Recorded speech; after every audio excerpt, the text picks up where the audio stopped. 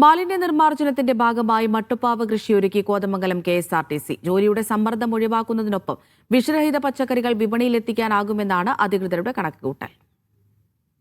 തക്കാളി, വെണ്ട, വഴുതന, മുളക് തുടങ്ങിയവ ഇനി KSRTC ടെർമിനലിന്റെ മട്ടുപ്പാവിലും വിളയും. പുതുപ്പാടി ഹയർ സെക്കൻഡറി സ്കൂളിന്റെ സഹകരണത്തോടെയാണ് ജീവനക്കാരുടെ കൃഷി.